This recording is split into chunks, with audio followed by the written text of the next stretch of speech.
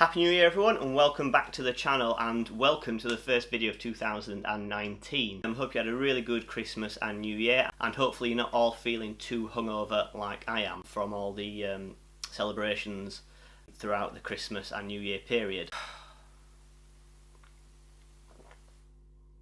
Right, so what I thought I'd do in this video is just go through 4 or 5 things that I've learnt this year, and some things I'm going to try and do better in this year, and hopefully you guys might get something from it. Please let me know down in the comments how you guys are doing. If you've made any New Year's resolutions or learnt anything new this year that you'd like to pass on to me or anyone else down in the comments, yeah, just please drop them down there. Yeah, so let me look at my notes. So, number 1, it's something that I really don't do a lot, and I always try to do it, but I kind of give up halfway, and that's just to read a bit more. And I'm not really a big reader. It takes me a long time to read books. I was never really a big reader, even at university, when we got pages and pages of books that we needed to buy and read. Occasionally I'd just buy 1 or 2 and maybe read a couple of pages and then get bored and go on to doing more like practical based stuff. But maybe 6 months ago I came across a really good book. Cannot quite remember where I heard of it, but it's not even photography based. It's just about when you're kind of stuck in a rut, or you're procrastinating too much, and you need that like kick up the ass to kind of go out and do more and stop being as lazy.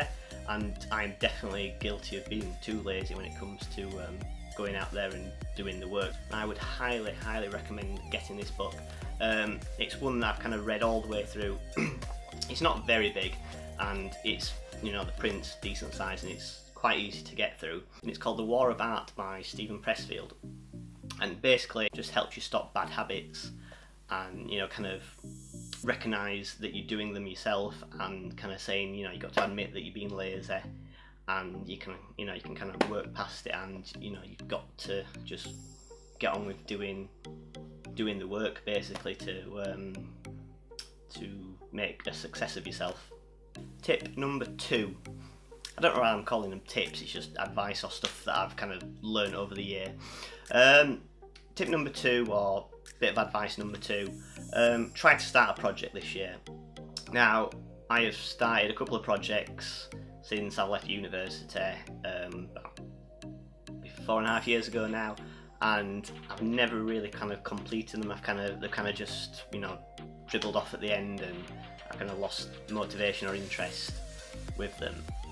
But recently I have started a new project. It's something that I'm really kind of excited about, and I will be sharing it with you guys pretty soon once I've kind of made a bit more headway in it, because I've kind of just come past the planning stages now, and I'm kind of just getting into it. Basically, it's a bit of a portrait project as well, so it's kind of liaising with different people and trying to get certain people at certain places at certain times, which from my past experience is really difficult, but hopefully I'm going to be able to pull it off, because I'm really enthused about this project and I'm hoping I can get it done. And the reason why I say start a project is it kind of just gives you it kind of allows you to focus your mind on something, and kind of just focus on one thing and kind of going through it like in a linear way. So you come up with the idea, write down how you're going to do it, and then basically just go and do it. And from completing a couple of projects myself,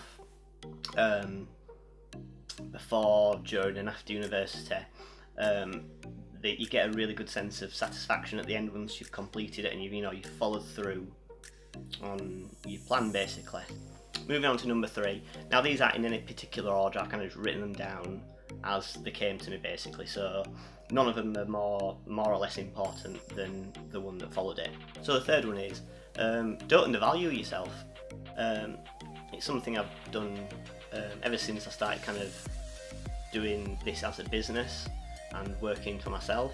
I've kind of been charging people very little deposits, knocking a percentage off at the end, just because I think that if I give them it a little bit cheaper, they are more likely to get me to do that particular piece of work.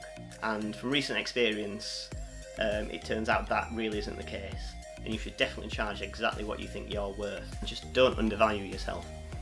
Honestly, charge exactly what you think you're worth and don't charge a penny less. Right, moving on to number 4. Forget about gear.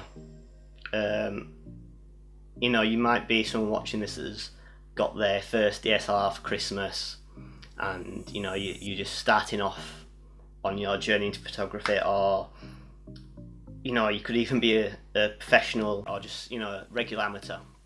And personally, when I first started, I kind of was, you know, I think everyone goes through the stage of being, you know, obsessed with gear and needing to get all this different equipment and all the best equipment. And you know, as I've kind of grown as a photographer and worked in the industry a lot more, you really don't need all the gear, or you know, you don't need to be as obsessed with gear as you think you need to do. It doesn't really matter if you've got the biggest, most expensive camera going.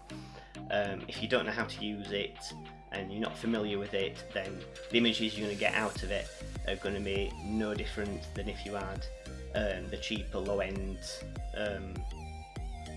entry-level camera.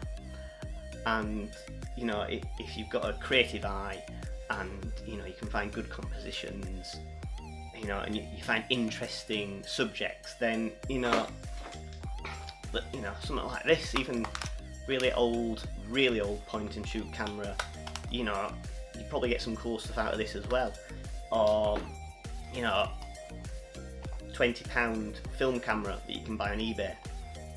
Again, if you know what you're doing and you know, you can find interesting subjects, then it really doesn't matter. You know, I've been shooting with the same cameras for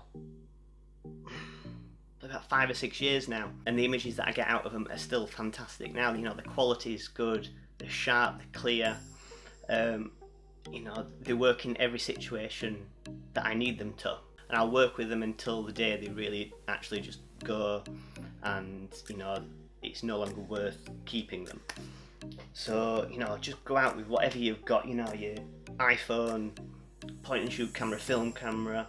You know, don't just be obsessed about having the biggest, most expensive camera, because you won't get the amazing images that you think you're going to get if you don't know how to use the equipment that you have. So forget about the gear and just concentrate on finding interesting images and good compositions. I kind of had to stop the video right there because the light that I was using on top of my camera decided to kind of stop working and start producing a bit of smoke, which was a bit worrying considering I only used it a handful of times. So I've turned it off now, so the video quality might be not as good as, you know, earlier on in the video, because I've had to bang the ISO up on the camera and use a little desk light to illuminate my face. Probably will send the light back. I'll email the company after I've finished filming this little bit. So where was I now? Right, yeah, last but not least, you've got to learn when not to shoot. And I know it sounds a bit counterintuitive and, you know, a bit frustrating, but on the particular project I've been working on at the moment, a small portion of it was landscape based, so it was going out to different locations and photographing the various things out and about. And on the very first day I went out to go and do this, the weather was absolutely horrible. It was raining, it was overcast, it was cloudy, and they were just really not good conditions for what I was going to go and photograph. So what I decided to do was just, you know, not bother going out and photographing, because firstly I'd have got really bad images that wouldn't have really worked whatsoever, so I'd have wasted time doing that. It'd have been really disheartening and demoralising to go out and, you know, all the pictures you're taking are not looking like you'd envisioned, because the conditions were not favourable to what you were doing. And this might not always be correct. If there's a piece of work you're doing or some images you're trying to capture and that particular kind of lighting and weather favours what your images are doing and, you know, favours what you're going to go out and capture, then by all means definitely go out there and get shooting. If the weather's not right for what you're doing and the conditions aren't right, I would definitely hold off and just wait till the weather conditions are right. Or, you know, it'll kind of just really just dig away at you and you'll feel really rubbish about your work, and you know, it could even put you off that particular piece of work. So yeah, they're my 5 tips, or 5 pieces of information, or 5 things I've learnt this year and things I'm going to try and do more of. So yeah, as always, thank you very much for watching. If you enjoyed this video, please give it a like. If you're new to the channel, please hit that subscribe button down there. It really does help. Got some really cool videos coming very soon. I'm going back out with the Ilford disposable camera again. I'm going to shoot some portraits with that very soon. I'm just kind of figuring out the last little bits with some of the models that I'm going to use. So yeah, that video is to come very soon, and many more. So as always, thank you very much for watching, and I'll see you in the next one. Bye.